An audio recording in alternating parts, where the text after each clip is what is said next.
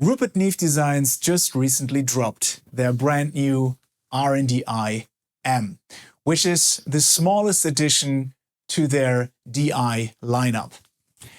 And as a huge fan of the Rupert Neve DI sound quality and feature set, I thought this might be the perfect timing to tell you a little bit about the history of the Rupert Neve DI, why I use them in my studio, why it is not just for guitarists and bass players, but also for synth freaks like myself, and which one to get. Because we now have a huge variety of Rupert Neve DIs available, and I want to show you all of them and compare them against each other.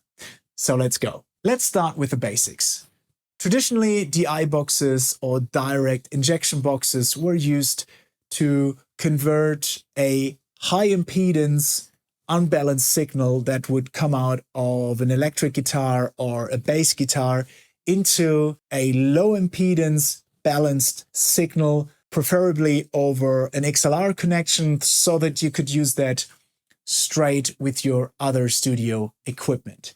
That was just like the basic idea of a DI box. But people found out that the transformer that was used in order to balance the signal could have a huge impact on the sound quality and the tonality of the sound. Hence, people preferred certain DIs over others. And that's where we talk about the Rupert Neve DI. The Rupert Neve DI has a custom Neve transformer inside in order to balance the signal. And this transformer gives you a certain sound. If I would have to describe it, I would say it's a little bit more low end, while you get a more balanced treble. I was in a studio session and one bass player just brought it with him and he was super excited and said, "Hey man, you have to check it out. I just play my bass through that DI and it just sounds like a record." And I was like, okay.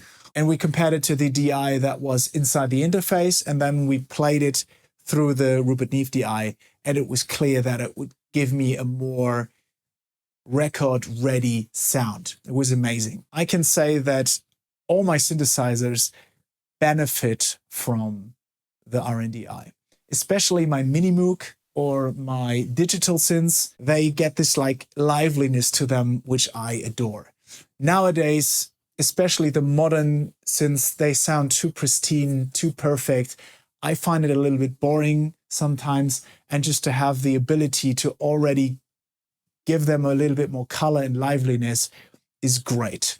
And then afterwards, once I start to EQ and to compress or get more effects, I'm already at a place where I have the perfect sound for my recording, because I want to have the recording done outside of the computer. I want to go in the computer already with a finished sound and then work from there. Then just do my arrangement, then do my mixing. But the sound should be already perfect or really good when I go into the computer. That's my sort of like philosophy right now. And I feel that I work way more efficient and way more quicker that way than just dial in 1,000 plugins and just find out what is actually happening here right now. Okay, so just keep that in mind. It's a more colored DI, and I love that.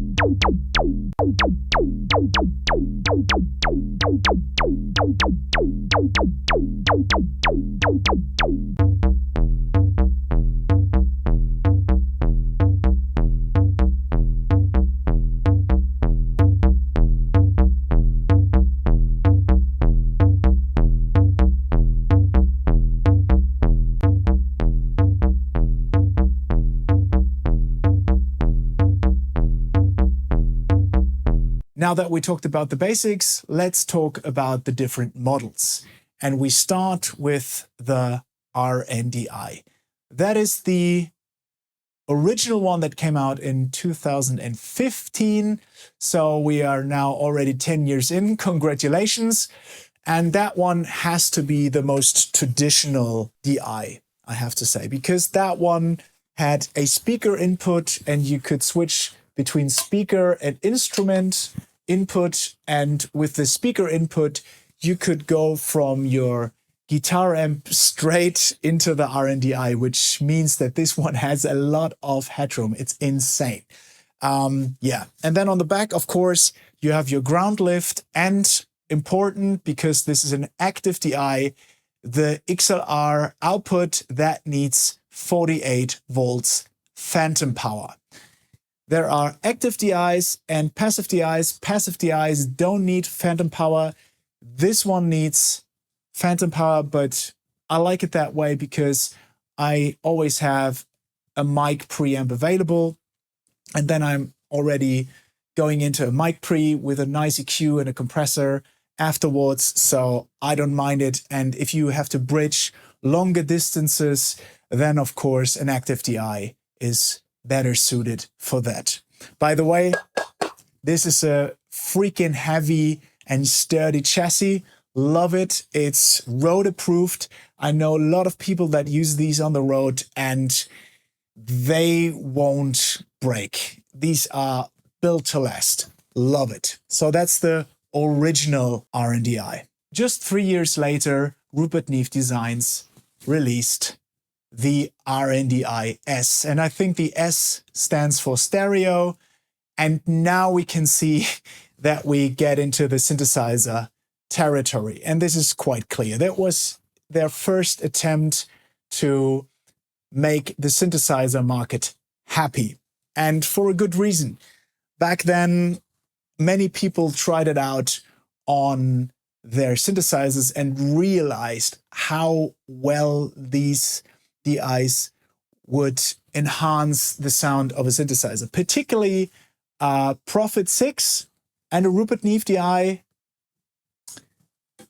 Thank me later. That's the sound for many people, myself included. I love a Prophet through these machines. Prophets and Mini Moogs through these machines, just beautiful sound. So that's the RNDI-S. That's the stereo one. And I would say that is the one if you just want to have a stereo setup. By the way, again, we have the XLRs on the back that need 48 volts phantom power. But I mean, you always have an interface or something like that that has 48 volts. So that's not an issue.